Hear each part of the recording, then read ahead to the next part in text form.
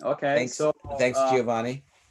thanks again for the class. I'm gonna summarize very quickly what are the innovation aspects that I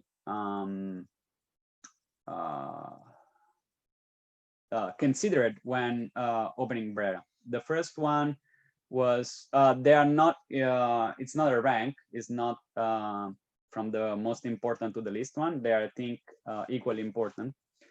So the first one that comes in my mind is the location. I didn't open Brera in a crowded place where everybody owning a foreign restaurants opens.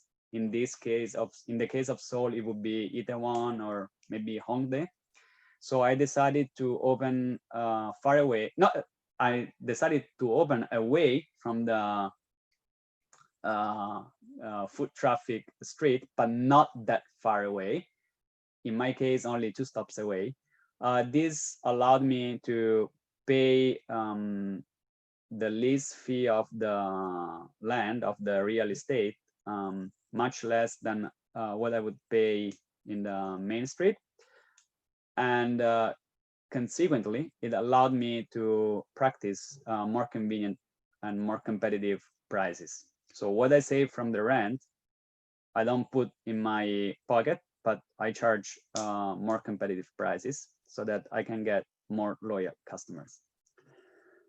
Number two, it was the atmosphere. When I opened Brera, I decided to create very casual and authentic Italian atmosphere because I thought that other Italian restaurants existing in Korea back then, they were mostly offering a wrong idea of Italian food, which was too formal.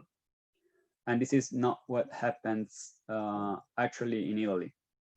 So atmosphere was the second innovation aspect. So casual, no pressure from waiting staff, no specific and formal dress code from the staff.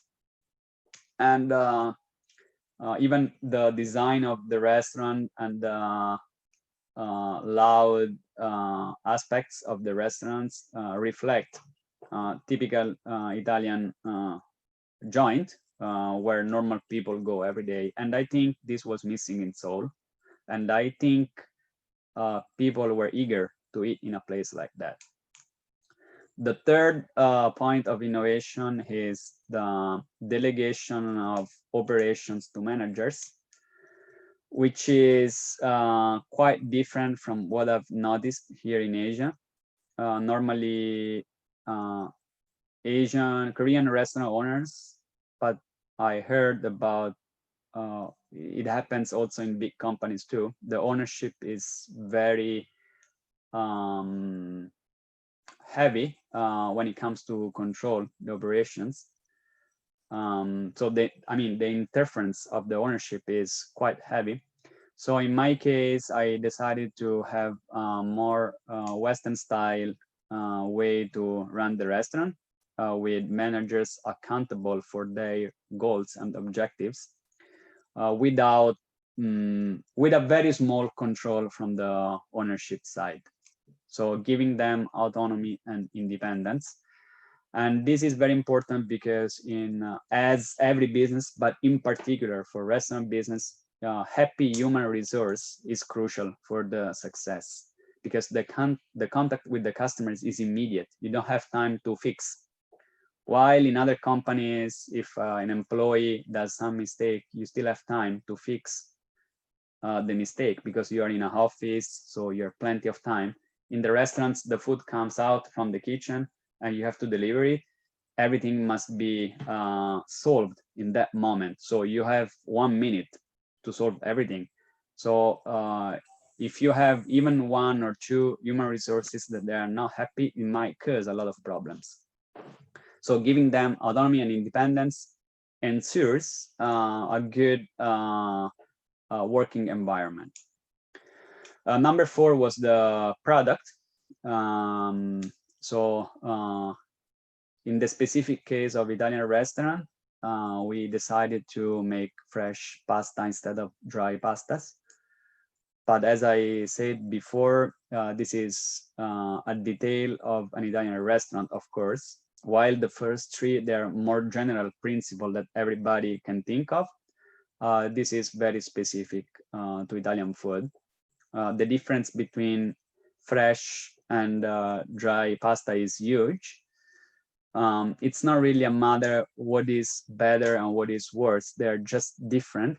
The problem is that if you decide to make fresh pasta, you have also to consider to spend a lot of time and resources to educate customers, because them, especially here in Korea, they might not perceive this difference. So the result would be that you spend a lot of money to make the different product, but then for the customers, it tastes exactly the same as the other one.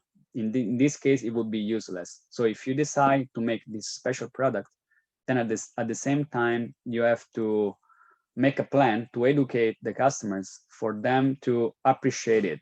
Otherwise, it's useless. This was the number 4. The number 5 is reliability of the business. So Brera has been open for 5 years in a row. It has never stopped even for 1 minute. We don't have day off. We don't have break time. This makes the business very different from the others. And I think this is also innovation, because any other business, they close from 2 to 6. And as Ogan said, the break time is not the same everywhere. So customers, they have to remember, oh, this restaurant closed at 3, this at 3:30, this 2:30, I have to check. In the case of Brera, you're sure that you can come anytime from 11 to 11 and you eat food. This created very good competitive advantage on the others. And still talking about reliability, I would emphasize the sold out policy of the menu. We are strongly committed to have everything that is on the menu available to customers. While very often it happens that other restaurants, they might tell you, or tell the customers, that the menu you opted, that you are planning to order, is sold out. And the big difference is that my idea is that when you sell out of something, is not something to be proud of, like, oh, we are so successful that we are running out of this ingredient, but it's something that you have to be ashamed of, because you didn't have enough organization of yourself to make the menu available.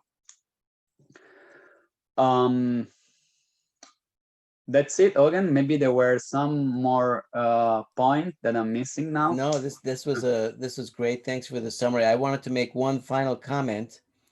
You know, I follow Brera and I've eaten there many times, as you know.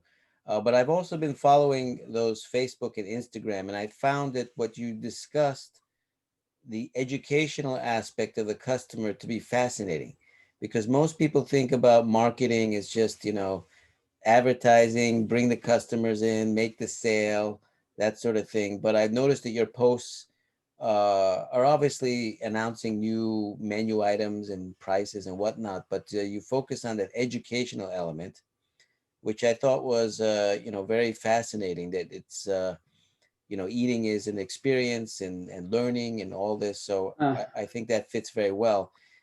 In terms of innovation, this is an innovation class. It also highlights how the product, which is fresh pasta, needs to be linked with the process, which is the marketing education, if you will. Otherwise, the product, no matter how good it is useless, as you said. But if the product is connected to the process innovation, just like the iPod MP3 player connected to iTunes, I think it's a very powerful lesson for me in the class about how you link those aspects, the product innovation and the process innovation. The other takeaway that I get from your presentation, apart from this wonderful success, is how most innovation, if you will, or innovative companies are usually a combination of many innovations, and you name five of them, and some of them have multiple parts to them. So pulling those together, the location, the ambiance, the management philosophy, the different fresh pasta, and then of course the reliability. And the fresh pasta is broken up into the pasta and the educational element. So many moving parts. Of course, it's very coherent, but I think that's very important. Just one innovation is usually not sufficient. So I learned a lot, and I know our students did too. I wanted to really thank you. And I mean, this was a fabulous experience for me and our class. Yeah, thank you very much. And I hope one day when the pandemic, well, I'm moving back to Italy, hopefully on Sunday. But when I come back to Korea, I hope to come back to Solbridge and to Daejeon. I still know everyone there. So I know very well your building and your lifestyle. It has been part of my life. So I was very happy when Hogan told me I could have the opportunity to be back in the school where I worked for 3 years. Yeah, thank you. These students are And if very, you have any other questions, you can get in touch with Hogan and he can ask me and I will reply, or you can contact me. I don't know. But of if you have course. any curiosity or any tips, yeah, feel free to get in touch, and I'll be very happy to provide my support, to share my experience. I'm not I don't think I can teach other people how to do business, but I can share my experience and you make your own choice. That's the maximum I can do. I cannot tell you open there or open there. I don't want to have this responsibility. Yeah, But right. I can tell you, okay, this happened to me. You make your own choice. Business is always unpredictable and is not a pure science. I would say it's 50% science and the other 50% is art. So you can never calculate perfectly what is going to happen. You can calculate probably half of the consequences, but the other half, it's your inner talent to predict them. Can I give you only one example? Yeah. Is about the location. When I told my friends in Seoul that I was going to open away from the foot traffic, they all said, "Oh, you're crazy. Nobody's gonna open there. It's gonna be a total collapse." When people tell me these kind of things, I feel even more challenged and do it in purpose. But this is my personal thing. Yes. The thing is, and this is important, that once Brera proved to be successful, then the same friends told me, "Wow, you are very clever. You opened only 2 stops away from the foot traffic, and that's why your business is successful." So afterwards, people are always, it's always easy to express an opinion, but beforehand, everything is quite unpredictable and you cannot calculate it. So make sure that the science part and the art part of business, they perfectly combine for you to open and start and grow your business. Thank you very much. Let me ask one last question. Sorry, this is a. Do you have time? Yeah, I have time. Wait, Yeah. sorry. So you mentioned about the unpredictability, Yeah. and of course, one of the biggest unpredictabilities has been COVID. Yeah. And COVID has affected, in particular, the restaurant industry very, Yes. very hard. So I think this is a very good test. I shouldn't say test, but challenge to your innovation. And I've seen Pereira continue to be successful. Can you summarize a little bit about how you've responded to Brera? I mean Okay. to COVID. 99% of the restaurants, they have increased their, or they have set their delivery system. So that's Mm. the very standard response to pandemic. People cannot go to the restaurant. Okay, I do deliver. That's the thing. I did a different thing. I noticed. I really hate to be like anyone else. So in my case, I call it Brave Diner Program. Whoever comes to Brera in terms of pandemic, he's very brave. So he's an hashtag with Brave Diner. And if he or she, if the table uploads the photos of the food on any social media, it can be Facebook or Instagram, he or she can go back within 2 days and get 50% discount. So this allow me to keep the premises busy. You know, if I do the delivery, anyway, I have to pay 20% to the delivering company, plus all the other fees. It end up to be around 25 or 30%, right? Total. So I decided to avoid the delivery thing that everybody does and keep my restaurant busy with these kind of offers. Of course, it took some time for people to learn about it because nobody actually, when you make a Facebook or Instagram post, not everybody reads it. But you know, after especially March and June, after 2 or 3 weeks, people were literally coming every 2 days to Brera. So having their meal and coming within 2 days, and then coming within 2 days, 2 days. At least I could break even and keep my restaurants busy and also open to new customers. So this was my idea. I don't think there is much you can do against the pandemic. It's not something that you yourself can control. So I wouldn't say this was a brilliant innovation that has saved my business and my life, but it has been something that has helped. Yes. And we are still surviving. Against the pandemic, I think the only response is the vaccine. You Yes. you can take any measure as you like. People in Italy, restaurants, they're even selling as a delivery the food to be cooked at home. Like I deliver you guys pasta, the sauce, and you guys cook at home. But I don't think this would work. So I think we just have to wait and find a way to survive. Of course, I had to cut some costs. Of course, I sent all the full staff on vacations because I will need them full time when the pandemic finish. So Yes. you very small measures, but very reasonable, common sense one. I don't think I did anything too special. Well, thank you very much. This was awesome. As I mentioned in our class, innovation class, we did a lot of history and Italians from Leonardo da Vinci, Michelangelo, the Romans and the Roman innovations were a frequent reference in our class. And Giovanni Tamburrini, Italian, you certainly did not disappoint us with your innovation in a great tradition following that. So this was very inspiring to me and for the students.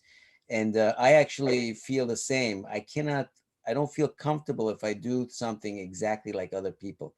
I have to find some opposite twist. And then, of course, sometimes that doesn't always work, of course. But if you don't have that passion to do something different, then, you can't be innovative. So I really appreciate you sharing your experience and your mindset. Thank you. Thanks again. First time I was compared to Leonardo da Vinci in my life. I feel flattered, but Well, I mean, I think it's in that tradition. Let's put it that way. So yeah, okay. Let's put it that way. yeah, but definitely inspiring. And Okay. between the comparative law and the restaurant business and the many other things you do, that may not be such a bad comparison. Yeah. Doing many different things. Okay, Thank grazie you. mille. Thank Grazie you very mille. much. Thank you very much, and see you guys soon. Bye bye. Bye. Thank you. Thank you very much. Thank you.